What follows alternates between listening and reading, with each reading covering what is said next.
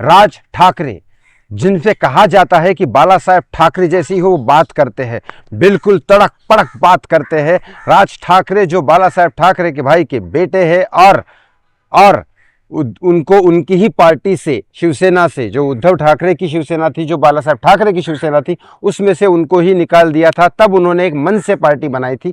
हालांकि मन से पार्टी में से कोई जीत के नहीं आया, अब तक कोई सीट नहीं आई, लेकिन आज भी राज ठाकरे को सुनने के लिए लोग अलग अलग जगह से आते हैं। ये बात सच है, जो सच है वो सच है। उन्हीं राज ठाकरे को पड़ी मार, बहुत बुरी तरीके से पड़ी मार।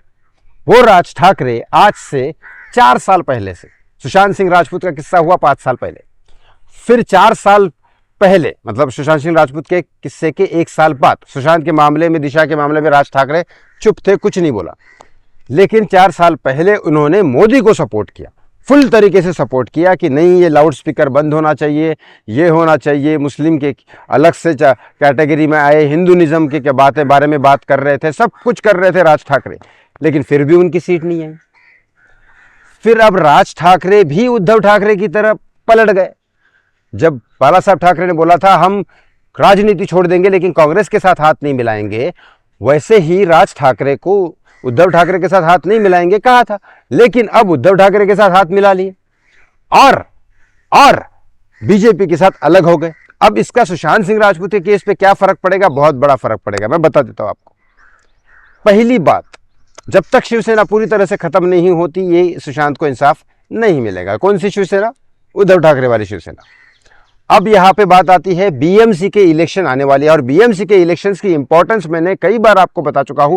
बीएमसी का इलेक्शन जो जीतेगा उसके पास बहुत ज्यादा पैसा आएगा।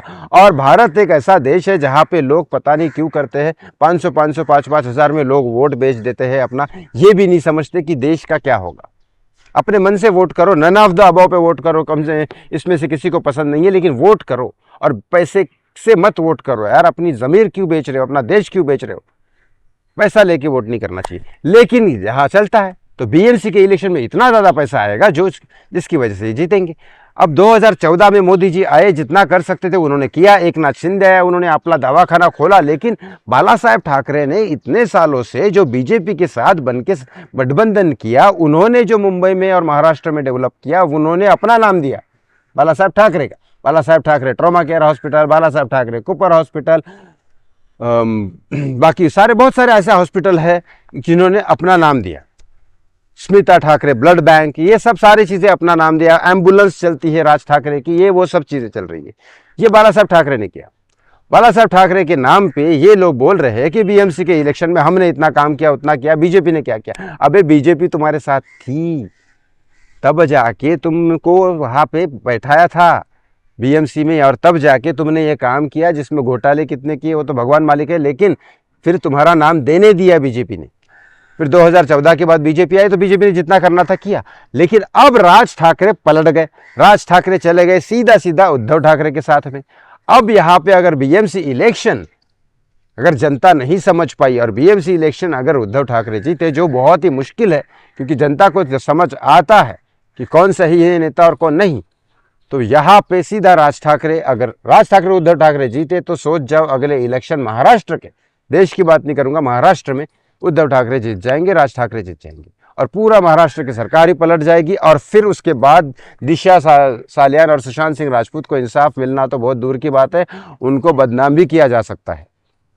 और रही बात अगर फडणवीस साहब और एकनाथ शिंदे आए तो इंसाफ मिलेगा या नहीं मिलेगा इसकी गारंटी मैं नहीं देता, लेकिन इसकी गारंटी जरूर देता हूं कि दिशा सालियान और सुशांत सिंह राजपूत को बदनाम तो नहीं किया जाएगा, इतनी गारंटी है।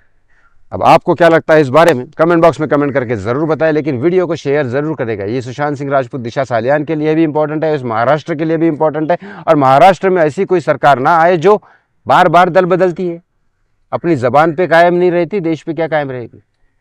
Please share this video. Thank you so much watching मी, बहुत बहुत धन्यवाद। जय श्री राम।